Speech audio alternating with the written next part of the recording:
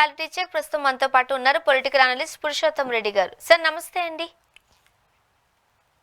Sir ఉత్తరాంధ్రలో teachers MLC ఎన్నికలకి సంబంధించి కూటమి అభ్యర్థి పరాజయం పాలయ్యారు. మరోపక్క బీజేపీ బలపరిచిన అభ్యర్థి విజయం సాధించారు. ఎలా చూడొచ్చు అంటారు?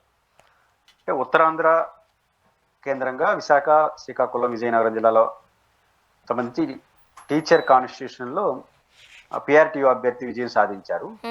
తెలుగుదేశం పార్టీ డైరెక్ట్ గా బలపరిచినటువంటి ఏపీటీఎఫ్ అభ్యర్థి ఓడిపోయారు. బీజేపీ వెనక నుంచి సపోర్ట్ చేస్తుంది, కానీ ప్రధానంగా పిఆర్టీయూ విజయం మనం దాన్ని చూడాలి.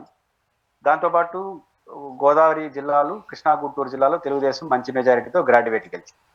ఈ మొత్తం ఎన్నికలను పరిశీలించినప్పుడు ఒకటి రెండు అంశాలు గుర్తుకొస్తాయి. ఒకటి, ఈ శాసన మండలి అనేది డైరెక్ట్ గా ప్రజల నుంచి రిఫ్లెక్ట్ అయ్యే రెండు ఎన్నికలు ఇవే, గ్రాడ్యుయేట్స్ అండ్ టీచర్స్. మిగిలిన ఎమ్మెల్సీలు అందరూ ఎమ్మెల్యేలు నామినేట్ చేస్తారు, గవర్నర్ నామినేట్ చేస్తాడు, లేదా స్థానిక సంస్థ నుంచి గెలుస్తారు. వాళ్ళందరూ కూడా పార్టీ రిప్రజెంటేటివ్ ఓటర్లు లేదా పార్టీ ప్రభుత్వం నామినేట్ చేసే వాళ్ళు ఉంటారు. ప్రజల నుంచి రిఫ్లెక్ట్ అయ్యే ఫలితం కేవలం గ్రాడ్యుయేట్ అండ్ టీచర్స్ పరిమిత సంఖ్యలో ఉన్నారు. ఆ రకంగా ఈ రెండు నియోజకవర్గాలకు ప్రయారిటీ ఉంది. కృష్ణా, గుంటూరు, గోదావరి జిల్లాలో తెలుగుదేశం విజయం సాధించడం ద్వారా వాళ్ళకి ఒక ఊరట కలిగించే అంశం. ఎన్నికల్లో గెలిచి 10 నెలలకు జరిగిన ఎన్నికలు కాబట్టి వాళ్ళకు మంచి ఊరట కలిగించే అంశం. ద సేమ్ టైం టీచర్స్ ఎన్నికల్లో జరిగిన ఎన్నికల్లో ఆ పార్టీకి పెద్ద హెచ్చరిక ప్రభుత్వానికి. ఇది ఖచ్చితంగా ప్రతిపక్షానికి కొంత సంతోషించే అంశంగానే ఉంటుంది. ఎందుకంటున్నానంటే ఇక్కడ టీచర్ ఎన్నికలకు సంబంధించినంత వరకు 2-3 పార్ట్లు ఉంటాయి. ఈ గ్రాడ్యుయేట్ అండ్ టీచర్స్, ముఖ్యంగా గ్రాడ్యుయేట్ ఎన్నికల్లో టీచర్లు, ఉద్యోగులు అంటే ప్రభుత్వ ఉద్యోగులు, ఎన్జిఓస్ లాంటి వాళ్ళు, మరియు నాన్ ఉద్యోగులు, వీళ్ళందరూ చదువుకున్న వాళ్ళు ఉంటారు. ఎన్లైట్ సొసైటీ ఉంటుంది. దీంట్లో కేవలం టీచర్ల నియోజకవర్గం ఉత్తరాంధ్ర. టీచర్ల నియోజకవర్గంలో తెలుగుదేశం అభ్యర్థి రైట్ రాయల్గా ఓడిపోయారు.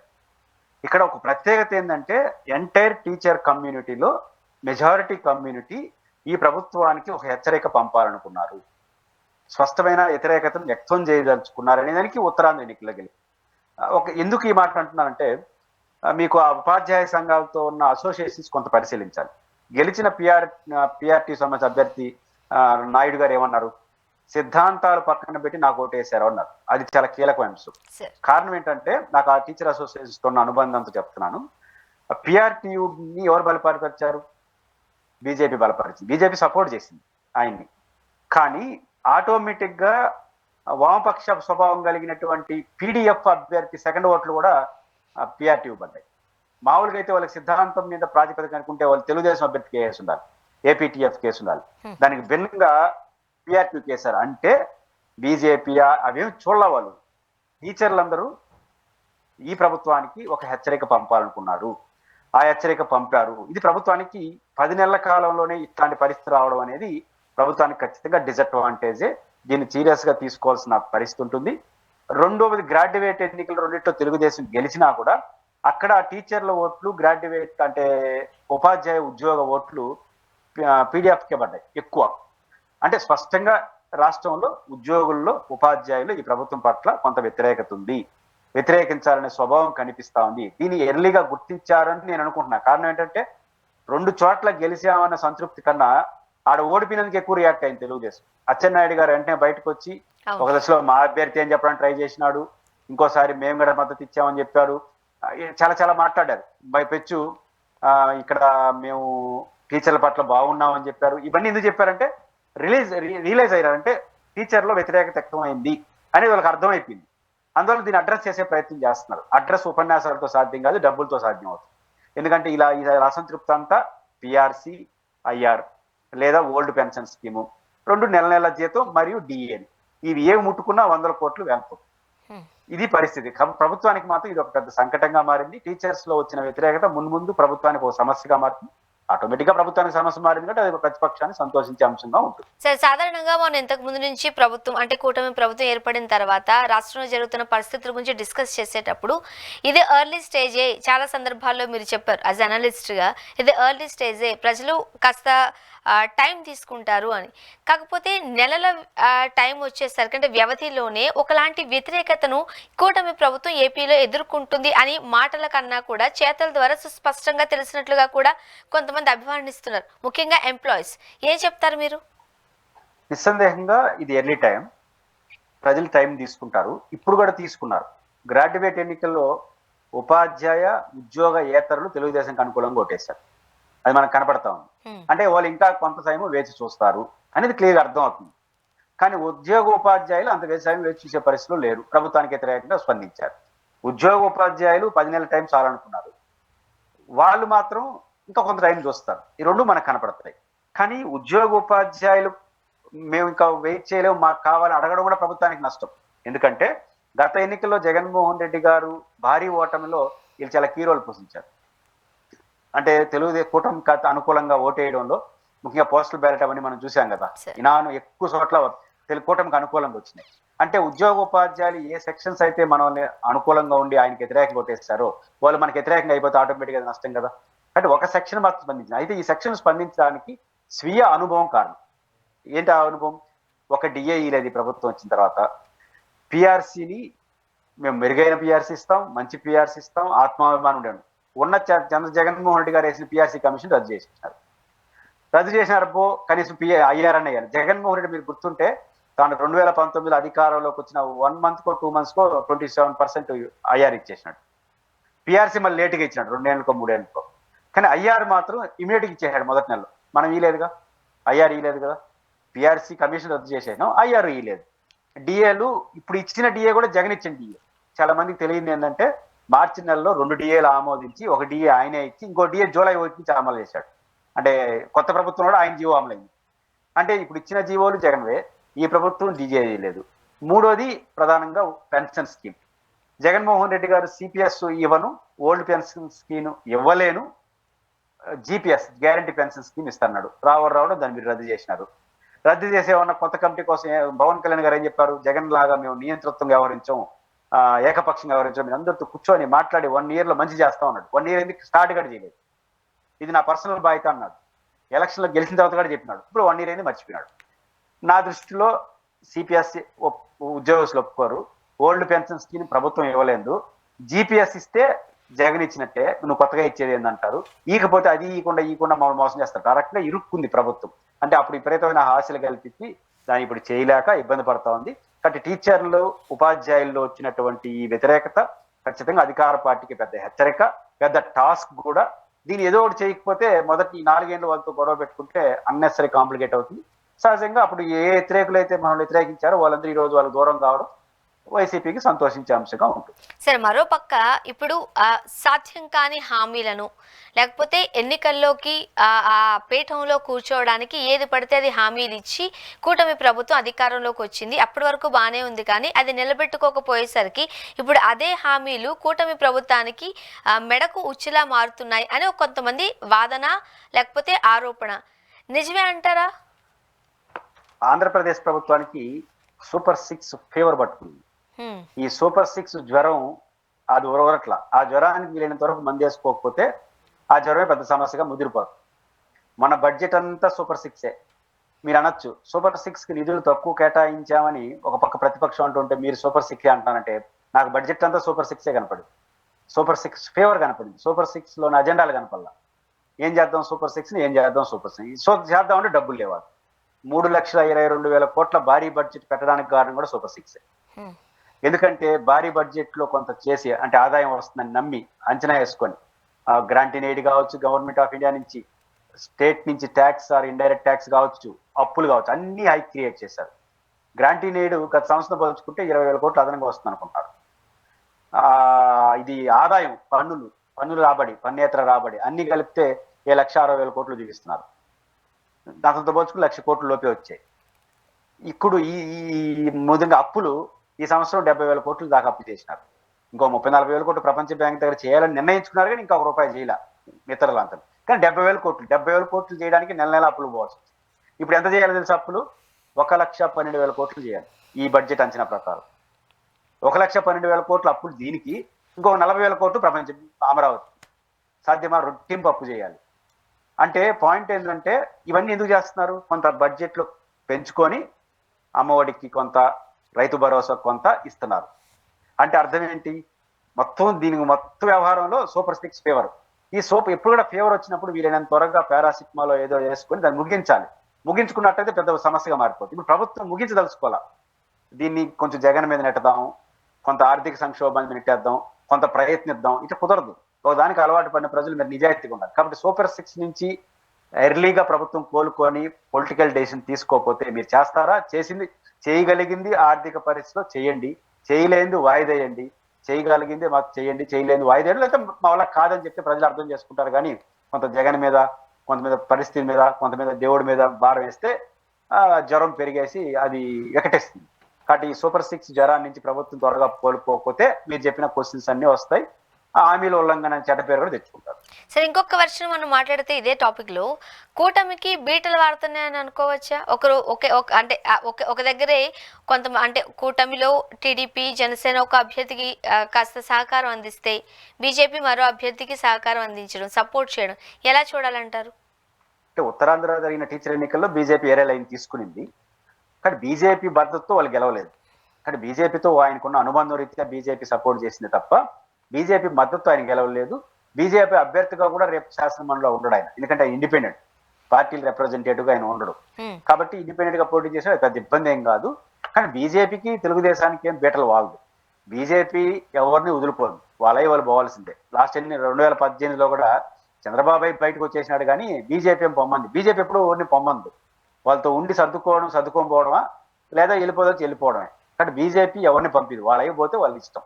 కాబట్టి బీజేపీ చాలా ప్లెజెంట్ గా ఉంటుంది, ఎందుకంటే ఢిల్లీలో ఉన్నారు, వాళ్ళు పోతే పోతారు, ఉంటే ఉంటారు, వాళ్ళతో మాకేముంది అనుకున్న టైప్ బీజేపీ. కాబట్టి బీజేపీ ద్వారా ఏ సమస్య రాదు, కానీ బీజేపీ సమస్యగా అందరికీ మారుతుంది. అది ఒక విచిత్రమైన పొలిటికల్ సిచ్యువేషన్. తెలుగుదేశం పార్టీ ఏం చేస్తుందో చూడాలి. ముఖ్యంగా ఏపీలో జరుగుతున్న పరిస్థితులు అందరూ కూడా పోసాని కృష్ణమురళి గారి వైపే చూస్తున్నారు. ఇప్పటికే 17 ప్లేసెస్ లో కేసులు నమోదయ్యాయి. జిల్లాల వారీగా ఆయన్ని తిప్పుతా ఉన్నారు. ఆయన ఒక సీనియర్ సిటిజన్ గా ఉన్నారు. వాళ్ళ వైఫ్ చాలా బాధను వ్యక్తం చేస్తున్నారు. తింటున్న తిండి దగ్గర కూడా తినకుండా ప్లేట్ దగ్గర నుంచి లాక్కు వెళ్ళారు అన్నట్టుగా తను మాట్లాడుతున్నారు. ఇవన్నీ చూస్తుంటే ఏమనిపిస్తుంది మీకు? పోసాని మురళీకృష్ణ గారికి సంబంధించిన అంబటి రాంబాబు గారు కూడా ఒక మాట అన్నారు, ఏ తప్పు చేశారో ఆ తప్పు తగిన శిక్షే ఉండాలన్నాడు. నేను దాంతో పూర్తిగా ఏకీభవిస్తాను. ఒక వైసీపీ నుంచి అలా మాట్లాడడం అనేది మంచి విషయం. పోసాని మురళీకృష్ణ గారు ఒక తప్పు చేశాడు. 1-2 సందర్భాల్లో ఆయన మాట్లాడిన మాటలు లక్ష్మణ రేఖ దాటాయి, అన్యాక్సెప్టబుల్ వర్డ్స్ వాడారు. దాన్ని ఎంత శిక్షించాలనో, ఏ మోతాదులో చేయాలో ఆ మోతాదులో ఏ పద్ధతిలో చేయాలో చట్టబద్ధంగా చేయండి అని సమాజం కూడా యాక్సెప్ట్ చేస్తాం. దీన్ని అందిపుచ్చుకొని ప్రభుత్వం వ్యవహరిస్తే ప్రభుత్వానికి చెడ్డ పేరు రాదు. అలా కానీ పోసాని మురళీకృష్ణతో శిక్ష లేదా చేసిన నేరంతో సంబంధం లేకుండా మన కోపతాపాలు బట్టి వ్యవహరిస్తున్నారు. మనకు బాగా కోపం ఉంది, కోపాన్ని బట్టి నేను వ్యవహరించకూడదు. మీరు నన్ను ఏదైనా ఒక మాట అంటే నీ మీద నాకు కోపం వస్తుంది, చాలా పెద్ద కోపమే వస్తుంది. కానీ మీరు అన్న మాట ఏంటి, నా కోపం కాదు రిఫ్లెక్ట్ కావాల్సింది. మీరు అన్న మాట ఏంటి, మీరు ఏం అభ్యంతరకర వ్యాఖ్యలు చేశారో అంతవరకే నేను మీకు చట్టం రియాక్ట్ కావాలి. నేను వ్యక్తిగా మీ మీద చాలా కోపం వచ్చిన నా వ్యక్తిగత కోపాలను మీ మీద చూపిస్తే చట్టం చూపించకూడదు. ఈరోజు తెలుగుదేశం పార్టీ కావచ్చు, జనసేన, వాళ్ళ కోపం ఉంది, కోపానికి కూడా కారణం ఉంది. కానీ ఆ కోపాన్ని మేము ఇబ్బంది పెట్టే ప్రయత్నంలో చేస్తామంటే ఇది సుప్రీంకోర్టు మార్గదర్శకాలకు వ్యతిరేకం. సుప్రీంకోర్టు మార్గదర్శకాలకే కాదు, తీన్మార్ మల్లానికి సంబంధించి హైదరాబాద్ కోర్టు, హైకోర్టు లక్ష్మణ్ గారు అనుకుంటున్నాను, వారు ఇచ్చిన తీర్పుకి వ్యతిరేకం, స్ఫూర్తికి వ్యతిరేకం. ఎందుకంటే ఈరోజు ఏం చేస్తున్నారు, కేసు ఒక పోలీస్ స్టేషన్లో పెడతారు, అక్కడ బెయిల్ వస్తుంది, అది చూసుకుంటారు, వచ్చే క్రమం వచ్చిందనుకో ఇంకో స్టేషన్లో కేసు నమోదు అవుతుంది, మళ్ళీ వాళ్ళు తీసుకెళ్తారు, అది అయిపోయింది, అంటే ఎక్కువ కాలం జైల్లో ఉండడానికి ఎంచుకున్న మార్గం ఇది కాదు కదా శిక్ష అంటే. ఆ పాయింట్ ఏంటంటే ఎక్కడ జరుగుతుందంటే 7 సంవత్సరాలు లోబడి శిక్ష పడే కేసులో 60 రోజులు బెయిల్ ఇవ్వాలి. 9 సంవత్సరాలు 7 సంవత్సరాలు పైబడి శిక్ష పడేట్టుగా ఉండే కేసులు సెక్షన్స్ ఉంటే 90 రోజుల్లో బెయిల్ ఇచ్చేవాళ్ళు. ప్రభుత్వాలు ఏం చేస్తుంటే కొన్ని సందర్భాల్లో అరెస్ట్ చేస్తారు, 60 రోజుల్లో బెయిల్ ఇచ్చేవాళ్ళుగా 7 సంవత్సరాల లోపు అంటే. కాబట్టి 50 రోజుల తర్వాత ఇంకొక కేసులో పీటీ వారెంట్ వేస్తారు, పీటీ వారెంట్ వేసి దాంతో తీసుకెళ్ళి లోపలేస్తారు, మళ్ళీ ఇంకొక 50 రోజులు పెట్టుకోవడం. ఇట్లా వీళ్ళనంత ఎక్కువ రోజులు లోపల పెడదాం అనే ధోరణి చాలా చోట్ల జరిగినాయి, నాట్ ఓన్లీ ఏపీ, చాలా చోట్ల జరిగాయి. దీన్ని దృష్టిలో పెట్టుకుని సుప్రీంకోర్టు మార్గదర్శకాలు ఏం చెప్పిందంటే, మీరు ఒక వ్యక్తిని అరెస్ట్ చేసినప్పుడు ఆ వ్యక్తి పైన మల్టిపుల్ పోలీస్ స్టేషన్లు, మల్టిపుల్ కేసులు ఆ వ్యక్తి మీద నమోదై ఉంటే ఎక్కడ అరెస్ట్ చేస్తారో అక్కడి నుంచే మిగిలిన అన్నిటిపైన పీటీ వారెంట్లు వేసేసి ఒకే చోట విచారించండి అంటుంది. అంటే శిక్ష పడుతుందో తెలియదు, శిక్ష పడకపోయినా నాకు సంవత్సరాల తరబడి వరుస పెట్టి వేసుకుంటారు. ఆయన మీద 15 కేసులు ఏదో ఉన్నట్టుంటాయి అంటున్నారు, 15 కేసులు నమోదైనాయి, ఒక్కొక్కసారి 50, 15 వేసుకుంటాయని ఎప్పుడు వచ్చేది బయటికి? ఇది అయ్యే పనేనా? మంచిది కూడా కాదు కదా. 750 రోజులు 1.5 year ఎండిపోతాడు, అది మంచిది కూడా కాదు. కాబట్టి నా పాయింట్ ఏంటంటే పోసాని మురళీకృష్ణ గారి పైన ఏమి తప్పు చేశాడో చట్టబద్ధంగా ఆ శిక్షే పడాలి. కానీ ఇప్పుడు వ్యవహరిస్తున్న తీరు శిక్ష కన్నా మీ కోపతాపాలు బట్టి ప్రదర్శిస్తున్నారు. ఇది మంచిది కాదు. ఇది సుప్రీంకోర్టు మార్గదర్శకాలకు వ్యతిరేకం. తీర్మార్ మల్లన్న కూడా అప్పుడు బీఆర్ఎస్ ప్రభుత్వం ఊరంతా తిప్పింది తెలంగాణలో. ఈ స్టేషన్ అయిపోయినాక ఆ స్టేషన్, ఆయన కోర్టుకి వెళ్తే జస్టిస్ లక్ష్మణ్ గారు సీరియస్ గా వార్న్ చేశారు. ఎందుకంటే మీరు చర్య తీసుకోండి, కానీ చర్యగా కనపట్లేదు, దూరంగా తీసుకెళ్లేస్తున్నాడు. అప్పటి నుంచి ఆ అరెస్టులు ఆగిపోయింది. ఆంధ్రప్రదేశ్లో అట్లాంటి పరిస్థితి రావాలి. ఎవరు తప్పు చేసినా, వైసీపీ వాళ్ళు తప్పు చేసినా, తెలుగుదేశం, మీరు అరెస్ట్ చేయండి, చట్టబద్ధంగా చర్యలు తీసుకునేది. చేసిన తప్పు ఏంటో ఆ ప్రాతిపదికన ఉండాలి తప్ప మీకున్న రాజకీయ కోపాలు చూసినా ఇప్పుడు రాజకీయ కోపమే నాకు కనిపిస్తోంది పోసాని మురళీకృష్ణ. అదంత మంచిది కాదు. ఆయన కొంతకాలం ఇబ్బంది పడతాడు. మరి ఆయన ఎట్టు ఎదుర్కొంటాడు, పార్టీ ఎదుర్కొంటూ చూడాలి. సార్, సాధారణంగా ఇప్పుడు ఈ టాపిక్ వచ్చినప్పుడు ఆ రోజు చంద్రబాబు నాయుడు గారు ఆ వయసు పైబడిన ఒక వ్యక్తిని జైల్లో ఎట్లా పెట్టారు, ఎట్లా హింసించారు, తినడానికి సరైన తిండి ఇవ్వలేదు, ఇలా రకరకాల ఆరోపణలు వచ్చాయి ఆ టైంలో. ఇప్పుడు డైరెక్ట్గా జగన్మోహన్ రెడ్డి గారిని ఏమీ చేయలేరు కాబట్టి పోసాని కృష్ణమురళి గారు కాస్త అందుపుచ్చుకున్నట్టు ఆయన దొరికారు కాబట్టి ఇప్పుడు ఈయన కూడా 60+ years ఉన్నారు, ఇండియన్ సిటిజన్, బీపీ షుగర్లు ఉన్నాయంటున్నారు, హెల్త్ బాగాలేదు అంటున్నారు. ఈయన్ని పట్టుకుని మొత్తం రాష్ట్రం అంతా తిప్పుతుంటుంటే కంపేర్ చేసి ఆ జగన్మోహన్ రెడ్డి గారిని ఏమీ చేయలేక కక్ష సాధింపు అంతా పోసాని గారి మీద చూపిస్తున్నారు అంటున్నారు. మనం ఏమనుకోవాలి? పోసాని మురళీకృష్ణ గారిని, చంద్రబాబు నాయుడు గారిని ఒక ఘాట్లో కట్టేయలేము. అనేక కారణాలు ఇచ్చా. వయసే కాదు, స్థాయే కాదు, కేసు స్వభావం కూడా. చంద్రబాబు నాయుడు గారి పైన మోపబడిన కేసులు తీవ్రమైనటివే, అవినీతి కేసులే, నో డౌట్ ఎట్ ఆల్. కానీ అది ఆరోపణ, ఇంకా అది నిరూపించాలి. ఇక్కడ ఈయనకి వచ్చేసరికి డైరెక్ట్గా మాట్లాడేసినారు. నిజానికి ఆయన మాట్లాడిన దానికి అసలు నాన్ బెయిలబుల్ కేసే కదండి. ఇప్పుడు బూతులు తిట్టారనుకో, బూతులే కదా తిట్టింది ఆయన, బూతులు తిట్టారు తప్పని, చాలా తీవ్రమైన బూతులే ముట్లాడినాడు. దానికి జైల్లో శిక్షించేది కేసు కాదు. అందుకనే వీళ్ళు ఆ కేసుగా చూస్తే నేనేమి శిక్షించలేము అని మల్టిపుల్ గా 15 చోట్ల పెట్టేసి 4 చోట్ల చెప్పుదామని చెప్తున్నారు. శిక్ష పడదు, చాలా సింపుల్ గా పోతుంది అది. అందుకనే చేస్తున్నారు. నేను అనుకుంటున్నా ఆయన కూడా ఇట్లే ఎక్కువ రోజులు తిప్పినారంటే సుప్రీంకోర్టు మార్గదర్శకాలు ఉన్నాయి, తెలంగాణ హైకోర్టు తీర్పులు ఉన్నాయి, అవన్నీ ముందు పెట్టుకోవడం. మీరు అన్నట్టు వయసు, ఆరోగ్య సమస్య తీసుకున్నప్పుడు ఖచ్చితంగా ఆయనకి హెల్త్ కండిషన్ లో ఉంటే బెయిల్ ఇస్తుంది. చంద్రబాబు గారు కూడా బెయిల్ వచ్చింది హెల్త్ కండిషన్ మీద కదా. కాబట్టి హెల్త్ కండిషన్ మీద కూడా బెయిల్ వచ్చే అవకాశం ఉంది. టైం తీసుకుంది. చంద్రబాబు గారు కూడా 52 రోజుల తర్వాత ఇచ్చింది. కానీ ఇవన్నీ మల్టిపుల్ గా ఉంటాయి. కానీ ఏదైనప్పటికీ కూడా అది మంచిది కాదు. తప్పుని తప్పుగా చూడాలి తప్ప మన కోపతాపాల ఆధారంగా ఎక్కువ రోజులు లోపల పెడదాము, ఒక పని అయిపోతుంది అనే పద్ధతి మాత్రం ఎవరికి మంచిది కాదు. ఆయన ఆరోగ్య రీత్యా ఆయన కూడా ఇబ్బంది కాబట్టి ఆయన కూడా మంచిది కాదు. ఇవన్నీ కొంతకాలం తర్వాత పరిష్కారం అవుతాయి. కానీ ప్రభుత్వానికి మాత్రం ఇది చెడ్డ పేరు వస్తుంది. రేపు తప్పు చేసిన వాడిని అరెస్ట్ చేయడానికి పోయినా కూడా ఇట్లాంటి వాటి చేస్తే వాళ్ళ మీద సానుభూతిగా మారిపోతుంది. ఇప్పుడు నిజానికి పోసాని మురళీకృష్ణ గారి మీద అరెస్ట్ చేసి ఒకే స్టేషన్లో పెట్టుంటే అది సానుభూతి వచ్చి ఉండదు ఆయన పైన. ఆ రోజు మరీ తిట్టాడు, తప్పదులే ఈయనకి అనుభవిస్తాను అనుకుంటారు. మీరు ఎప్పుడైతే నరసరావుపేట ఆ నుంచి ఇంకో వరుస పెడుతున్నారో ఇది అన్యాయంగా అరెస్ట్ చేస్తారు అనుకున్నారు సార్. అరెస్ట్ పర్వాలేదు అనుకున్న సమాజం 2వ స్టేషన్ 3వ స్టేషన్ దాటిన తర్వాత ఇది అన్యాయం అనే పరిస్థితి వస్తుంది. అది ఎవరికి నష్టం? శారీరకంగా, మానసికంగా పోసాని గారు ఇబ్బంది పడొచ్చు, కానీ వైసీపీ వాళ్ళు ఇబ్బంది పడొచ్చు, కానీ తెలుగుదేశానికి కూడా రాజకీయంగా నష్టం కదా, అంత మంచిది కాదు. సార్, మరోపక్క 3 రాజధానుల అంశానికి సంబంధించి బొత్స గారు కూడా మాట్లాడారు. మేమైతే ఇప్పటికీ అదే స్టాండ్ మీద మేము ఉన్నాము, బట్ ఒకసారి మేము ఆలోచించాలి, మాట్లాడుకోవాలి, చర్చించుకోవాలి అన్నట్టుగా మాట్లాడారు. ఇప్పుడు బొత్స గారు మాట్లాడిన వ్యాఖ్యల్ని ఎలా చూడొచ్చు అంటారు? బొత్స గారు మాట్లాడింది కానీ శాసన మండలిలో ఇప్పటి వరకు అప్పర్ హ్యాండ్ తీసుకుంటున్న YCP first time defence politics నడిపింది. తెలుగుదేశం పార్టీ చేసిన వ్యూహంలో ఇరుక్కునిందని నేను అంటాను. పాయింట్ ఏంటంటే అమరావతి రాజధాని పైన ఏమి చర్చ జరపాలి, ఏమి చర్చ తీసుకొచ్చారు? అమరావతి రాజధానికి సంబంధించి బడ్జెట్లో పయ్యావుల కేశవ్ గారు కేటాయింపులు చేసిన వ్యాఖ్యలు, జరుగుతున్న పరిణామాల్ని వైసీపీ ప్రశ్నించాలి. సపోర్ట్ చేయాల్సిన చోట సపోర్ట్ చేయాలి. దీన్ని వదిలేసి వాళ్ళు వేసిన ఒక ఉచ్చులో ఇరుక్కున్నారు. ఇప్పుడు 3 రాజధానిపైన మీ వైఖరితో ఎవరికి కావాలి? గతంలో మీరు చేసిన వ్యాఖ్యలు ఎవరికి కావాలి? ఇప్పుడు కొత్తగా ప్రభుత్వం అధికారంకి వచ్చింది, వాళ్ళు కేంద్రీకృత రాజధాని చేస్తున్నారు, గో హెడ్. గతంలో వైసీపీ వైఖరితో ఇప్పుడు పని లేదు, ఎందుకంటే కోర్టు వ్యతిరేక తీర్పు ఉంది, ఈ ప్రభుత్వం అనుకూలంగా ఉంది ఆ రాజధాని. కానీ వైసీపీ వైఖరితో ఇప్పుడు ఏం పని ఉంది? మీరు ఎందుకు మళ్ళీ చర్చించుకొని చెప్పేది? వాళ్ళు అడిగింది వీళ్ళ అనుమతి కోసం కాదు, ఇరికించడం కోసం అన్నారు. మళ్ళీ 3 రాజధానులు తెస్తారా అని ఇరికిస్తే వీళ్ళు టెంప్ట్ అయిపోతున్నారు. మేము పార్టీలో చర్చించుకుంటాం, అవసరం లేదు. ఎందుకంటే మీ వైఖరితో ఇప్పుడు ఎవరికి పని లేదు, నా వైఖరితో పని లేదు, మీకు రాష్ట్ర ప్రభుత్వం ఒక నిర్ణయం తీసుకుని ప్రజలు తీర్పిచ్చారు. ఇప్పుడు ప్రభుత్వం దాన్ని ఎలా చేస్తా ఉంది? డెమోక్రటిక్ గా చేస్తా ఉందా, పద్ధతిగా చేస్తా ఉందా? అది మీరు క్వశ్చన్ చేయాలి. సపోర్ట్ చేయాల్సిన చోట సపోర్ట్ చేయాలి, వ్యతిరేకించాల్సిన చోట దాన్ని ఆ రూట్లో మళ్ళీ ఇచ్చకుండా వాళ్ళ ఉచ్చులో విరుక్కున్నారు. ఎందుకంటే రాజధానికి సంబంధించి బడ్జెట్లో ఏముంది? ఫస్ట్ ఫేజ్లో పయ్యావుల కేశవ్ గారు ఏమంటారంటే, గత ప్రభుత్వం డబ్బులు ఎక్కువ ఖర్చు అవుతాయని భావించి 3 రాజధానుల పేరుతో వెళ్ళింది. మా ప్రభుత్వం అధికారకు వచ్చిన తర్వాత బడ్జెట్ నుంచి ₹1 కూడా కేటాయించకుండా పనులు ప్రారంభించాము అంటారు. వెంటనే బొత్స సత్యనారాయణ గారు ఏం మాట్లాడాలి? ఆ బడ్జెట్ పేపర్ తీసుకొని, బడ్జెట్ లో మీరేమన్నారు? ₹1 కూడా కేటాయించలేదన్నారు. ఆ జంగిల్ క్లియరెన్స్ కోసం 30 కోట్లు కేటాయించారు, 30-40 కోట్లు కేటాయించారు బడ్జెట్ నుంచి. అది బడ్జెట్ కాదా? 2, ఇదే బడ్జెట్ లో మొదటి పేజీలో ₹1 కూడా బడ్జెట్ నుంచి కేటాయించమని చెప్పేసి 3వ పేజీలో 4వ పేజీలో 6,000 కోట్లు కేటాయించారు ప్రజా రాజధాని అమరావతి. ఇది సభను తప్పుదో పట్టించినట్టే కదా, అబద్ధాలు చెప్పినట్టు కదా. దీన్ని మార్చుకుంటారా దాన్ని మార్చుకుంటారా చెప్పండి అని నిలదీయాలి. నా పాయింట్ ఏంటంటే, రాజధానికి 6,000 కోట్లు కేటాయించడం, జంగిల్ క్లియరెన్స్ కోసం 30 కోట్లు కేటాయించడం తప్పు కాదు. ఒక రాజధానికి అంత మేరకు అవుతుంది. కానీ ₹1 కూడా కేటాయించలేదని మీరే రాస్తారు, 6,000 కేటాయిస్తారు. ఇదేంటి? సెల్ఫ్ రాజధాని చెప్పి ఒప్పించడం కోసం ఈ పనులు చేయాలా? అబద్ధాలు కదా ఒకదానికి. రెండోది, అదే పేజీలో ఇంకో మాట ఏమంటారు? అమరావతి రాజధానికి సంబంధించినంత వరకు ప్రపంచ బ్యాంక్ నుంచి నిధులు సమకూరుస్తున్నాము అంటాడు. ప్రపంచ బ్యాంకు నిధులు ఇవ్వదు, అప్పులు ఇస్తుంది. అప్పులు కదా ఇచ్చేది, నిధులు అంటారు ఏందయ్యా? ఇది సెల్ఫ్ సఫిషియెంట్ రాజధాని ఎట్ట అవుతుంది అని క్వశ్చన్ చేయాలి. 3వ పాయింట్, అత్యంత క్రూషియల్ పాయింట్ ఏంటంటే, మొన్న 2 టెండర్లు, బహుశా హైకోర్టుకి అసెంబ్లీకి టెండర్లు పిలిచారు. విభజన చట్టంలో ఏముంది? హైకోర్టు, అసెంబ్లీ, సెక్రటేరియట్, గవర్నర్ బంగ్లా, సచివాలయం, ఇవన్నిటిని కేంద్ర ప్రభుత్వంతో నిధులతో చేయాలి. రాష్ట్రంలో బీజేపీ, కేంద్రంలో బీజేపీ, డబుల్ ఇంజిన్ సర్కార్ అన్నారు.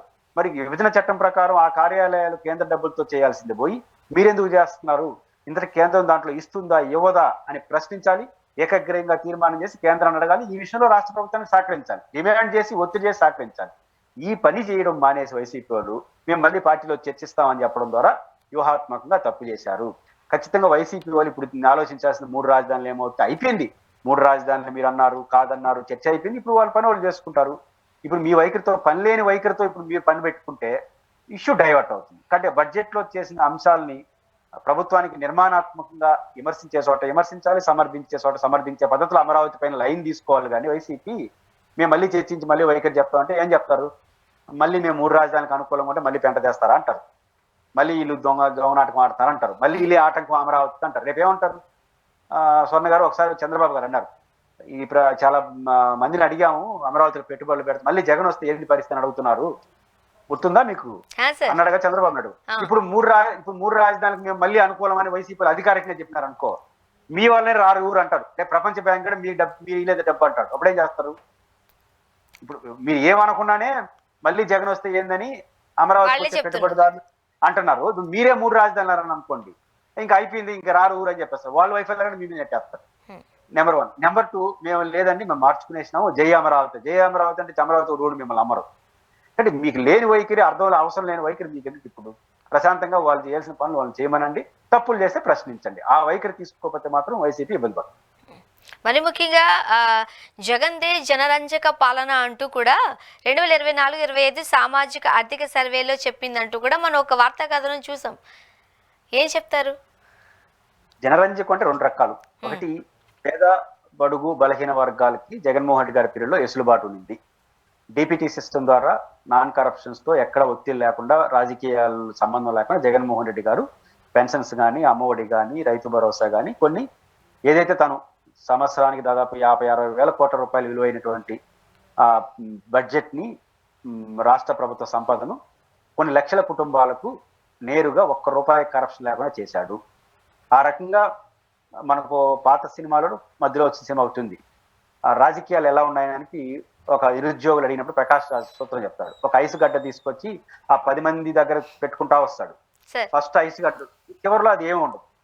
అది ప్రభుత్వ పథకాల అమలు తీరు. ఫస్ట్ టైం జగన్మోహన్ రెడ్డి గారు చాలా అన్ని 60,000 కోట్లు కేంద్రం రాష్ట్రంలో ఆయన బటన్ నొక్కితే ఆ 60,000 కోట్లు నేరుగా ప్రజలకు అంది, ఒక్క మైన్యూట్ ప్రాబ్లం లేకుండా. అది గొప్ప విషయం. ఆ రకంగా జగన్మోహన్ రెడ్డి గారు వాళ్ళకి ఉపయోగపడ్డాడు. ముఖ్యంగా కరోనా లాంటి టైంలో అది వాళ్ళు ఎసులుబాటు లభించిన చాలా కుటుంబాలు బతికిపోయినాయి కరోనా టైంలో. దట్టు దానివల్ల జిఎస్టీ కూడా ఎక్కువ వచ్చింది, ఎందుకంటే వాళ్ళు ఇచ్చిన డబ్బులు వెంటనే ఖర్చు పెడతారు కాబట్టి. ఆ మేరకు జగన్మోహన్ రెడ్డి గారి కాలంలో అది లేదు కాబట్టి ఇప్పుడు జిఎస్టీ తగ్గింది. కానీ ఖచ్చితంగా జగన్మోహన్ రెడ్డి గారు ఆ పాయింట్ ఆఫ్ వ్యూలో జనరంజకంగా చేశాడు. అయితే నా కన్స్ట్రక్టివ్ గా చేసే యాక్టివిటీలు, మెడికల్ కాలేజ్ కానీ, అదేవిధంగా పోర్టులు కానీ, షిప్ యార్డులు కానీ, ఇవన్నీ కూడా కొన్ని చేసే ప్రయత్నం చేశాడు. నాడు నేడు పేరుతో స్కూల్స్ కానీ. అయితే ఇవి ఎక్స్పోజ్ కాలేదు, ఇది ప్రారంభంలో ఉడిపినాయి, ఇది మెటీరియలైజ్ కాలేదు, అందువల్ల అది ఎక్స్పోజ్ కాలేదు. అంటే రెండో కోణం జగన్ ఎక్స్పోజ్ కాలేదు, మెటీరియలైజ్ కాలేదు. అదర్ దెన్ జగన్మోహన్ రెడ్డి గారు పేద ప్రజల పక్షాన చూసుకున్నప్పుడు ఖచ్చితంగా జనరంజకంగానే ఆయన పాలన ఉంది. Thank you so much sir, మీ అభిప్రాయాలు మాతో పంచుకున్నారండి. Thank you very much. ఇది వాళ్ళ రియాలిటీ చెక్. Stay tuned.